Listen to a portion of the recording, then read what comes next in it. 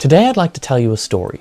It's a story of ambition and trying the crazy ideas that really shouldn't work. But I'm a big believer in trying those crazy ideas because sometimes they do work. This is the story about how my band got a €10,000 publishing deal.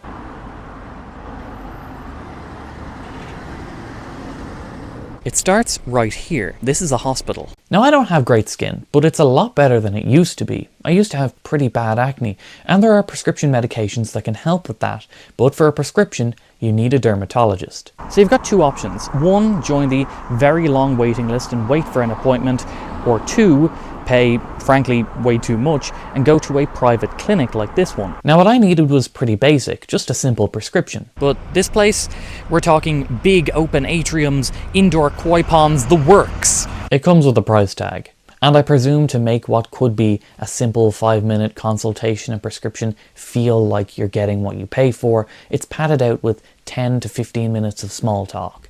Nice weather we're having. Where do you live? What are your hobbies? I said I play guitar.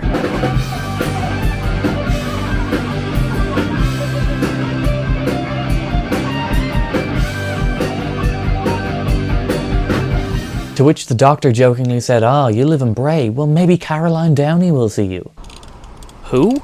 Caroline Downey was and still is singer-songwriter Hozier's manager. She saw him playing in a school talent show and brought him from there to playing arenas. Shopped him around to labels, and when no one would sign him, signed him to her own in-house label. Now to a 16-year-old me, this was a real possibility. She saw him play in school, and I was in school in the same town. Now Hozier went to school here, a private fee-paying school with activities such as rugby, golf, sailing, equestrian. Now in comparison, I used to go to school here, and while we didn't have sailing, we did have other aquatic activities. For example, when it regularly rained heavily and parts of the roof would give in. So slight difference. She probably wasn't going to come around my school anytime soon, but that didn't matter. I left the doctors that day with a name I had never heard before, and a drug that would go on to give me depression and suicidal tendencies. I eventually got off that medication, wrote some songs, formed a band, and we recorded a 5-song EP. Now was the time.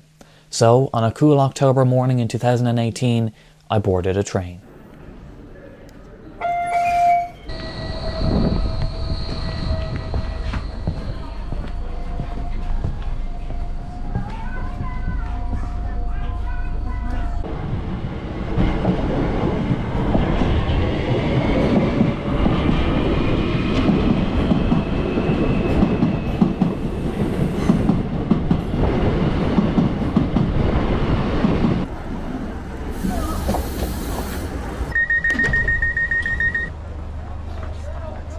I arrived in Dun Laoghaire.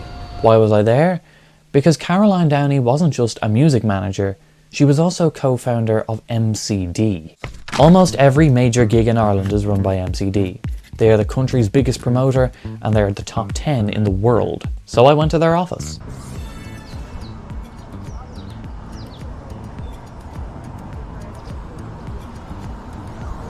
Now I had with me a home-burnt CD with my phone number and email scrawled across it in Sharpie, and I could have just knocked on the door and handed it into reception, but the chances of it being thrown in the bin after I left would be pretty high. My best shot would be to hand it over in person, so across from the office I stood and waited in the hopes of giving Caroline this CD directly. And it was cold, and I waited for a long time, but I never saw her. However, I did see someone else I recognised. The other co-owner of MCD is Denis Desmond. Why not give him a CD? I left with a new plan, and I still remember the pain in my hands from the cold. A week later, I made the same journey, but this time with my bandmate Glenn. We were going to give Denis Desmond our CD. We stood outside the office and waited.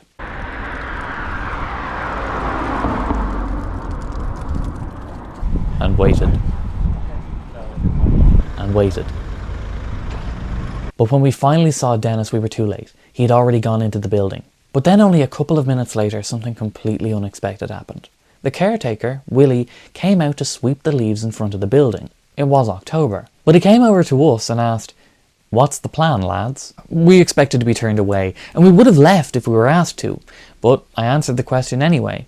We wanted to give Denis Desmond our CD. And to our complete surprise, Willie turned around and shouted up to Denis, who was in his office, "They want to give you a CD." And Denis replied, "Send them up." We could have been sent home then and there, but we weren't. And Willie is one of the very few people named in a special thanks in the EP booklet. We had no idea what was going on, but we were excited. The plan of handing our CD over in the street changed instantly to being escorted into the biggest music entrepreneur in the country's office. The walls were covered in framed gold and platinum records from artists like Aerosmith and Def Leppard, and this only added to the excitement. I don't think we spoke without stuttering. Denis was friendly. We told him we had a CD to give him. He asked us some questions ranging from where we lived to what music and gigs we liked to where we recorded. And then we told him about how one of the songs on the CD we got mixed by Michael Wagner.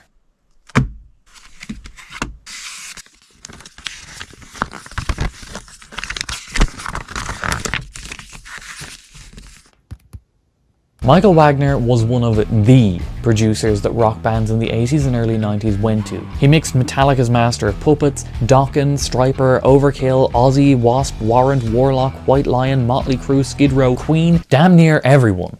And we got him to mix us too. The full story on how that came about might be for another time though. This seemed to capture Denis's attention. We weren't wasting his time, we were serious about this. So he took the CD and made an appointment with us about 3 weeks later. And he told us in the meantime that we might receive a phone call, but if not, to still come back to the appointment date. He also said one other thing that time we met. "You've got balls." I remember calling my mum and dad on the train home. I was so happy. Then the waiting game began. I always kept my phone on me, never on silent. And I waited for that call. Time passed. No phone call. More time passed. Still no phone call. We still had our appointment with Denis, but without that phone call, things started to look bleak. I thought we had like a 20% chance of good news with a 80% chance of being let down gently, and that was an optimistic view. When our appointment came around, we went back to the office, and it was a quick appointment, about 10 minutes long, where Denis told us that we were being offered a €10,000 publishing deal with the Evolving Music Company, the same publishing company that Hozier was signed to. We did it. He reminded us that this was the music business and advised that we have someone look over the contract before we sign. Months later, after the details had been worked out by the lawyer, we signed the contract in the boardroom. When I told people about my idea to hand this CD over, most people didn't think it would work. And in fairness, it probably wouldn't 99 times out of 100. But I tried it, and it did. So if you've got a crazy idea, give it a go. It might work.